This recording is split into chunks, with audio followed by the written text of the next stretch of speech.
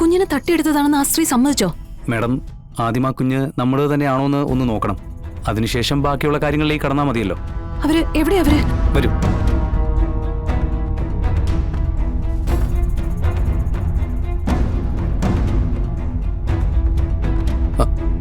ദാ.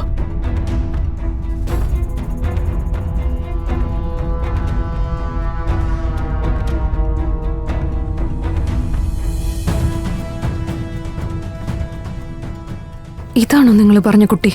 അതെ മാഡം. ഇതല്ല കുഞ്ഞ്. എന്തൊക്കെ പ്രതീക്ഷയായിരുന്നു. ഈശ്വര, ഞാൻ ഇനി ശാരികേച്ചിയോട് എന്താ പറയാ? ഇവിടെ എത്തുന്നത് വരെ ഒരു പ്രതീക്ഷ ഉണ്ടായിരുന്നു. മാഡം, അന്നത്തെ ദിവസം അവിടെ നിന്ന് ഒരാൾ ഓടിപ്പോയിന്നല്ലേ പറഞ്ഞത്? CCTV ഫുട്ടേജിൽ സംശയാസ്പദമായി ഒന്നും കിട്ടിയിട്ടുമില്ല. പിന്നെ നിലവിലുള്ള മോഷ്ടാക്കളുടെ ലിസ്റ്റ് എടുക്കാനും പറഞ്ഞിട്ടുണ്ട്. മാച്ചിങ്ങായി തോന്നുന്നവന്മാരെയൊക്കെ പൊക്കിയെടുത്ത് ഒരു ചോദ്യം ചെയ്യലൂടി നടത്തി നോക്കാം. എന്തെങ്കിലും ഒരു തുമ്പ് കാണാതിരിക്കില്ലല്ലോ. ഇതൊക്കെ പറഞ്ഞുകൊണ്ടിരുന്നാലേ പറഞ്ഞുകൊണ്ടിരിക്കാമെന്നേ ഉള്ളൂ. പ്രവർത്തിച്ച് കാണിക്കുക, എന്നാലല്ലേ റിസൾട്ട് ഉണ്ടാവും. ഓ, സമയം കഴിയുന്തോറും കുട്ടിയെ കണ്ടെത്താനുള്ള നമ്മുടെ വഴികൾ ഓരോന്നായിട്ട് അടഞ്ഞുകൊണ്ടിരിക്കുക. എനിക്ക് ആലോചിച്ചിട്ട് ഒരെത്തും പിടിയും കിട്ടുന്നില്ല. മാഡം, റെയിൽവേ സ്റ്റേഷനിലും ബസ് സ്റ്റാൻഡിലും തമിഴന്മാർ കൂട്ടത്തോടെ താമസിക്കുന്ന സ്ഥലങ്ങളിലെല്ലാം പോലീസ് അന്വേഷണം നടത്തുന്നുണ്ട്. എന്തെങ്കിലും ഒരു സൂചന കിട്ടിയാൽ അത് മാഡത്തെ വിളിച്ചറിയിക്കാം. ശരി, നോക്കട്ടെ. പോലീസിന്റെ മിടുക്ക്. മാഡം,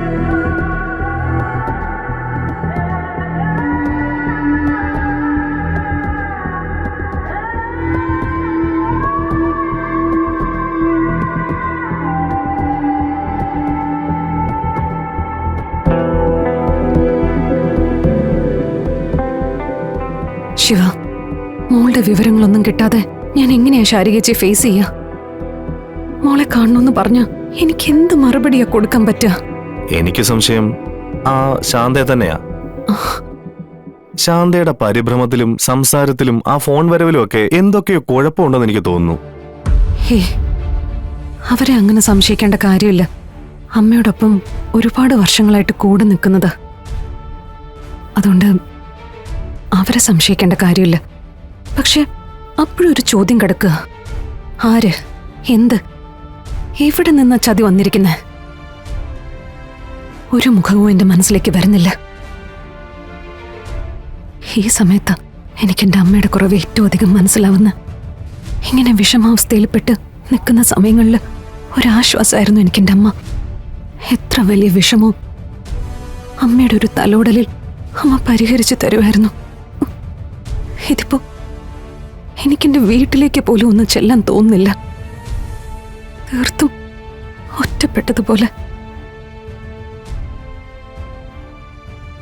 എനിക്കറിയാം, ഇതിന്റെ എല്ലാം അവസാനം വലിയൊരു കുറ്റപ്പെടുത്തലിന് ഞാൻ മറുപടി പറയേണ്ടി വരും. അതിനു മുമ്പ് കുഞ്ഞിന്റെ കാര്യത്തിൽ ഒരു തീരുമാനം ഉണ്ടാവണം. എവിടെയാണെങ്കിലും അവളെ കണ്ടെത്തണം. കണ്ടെത്തിയേ ഒക്കൂ. ശാലിനി, താനിങ്ങനെ തളർന്നാലോ? തന്റെ ഒറ്റ ബലത്തിലാ തന്നെ ആശ്രയിക്കുന്നവരെല്ലാവരും കഴിയുന്നത്.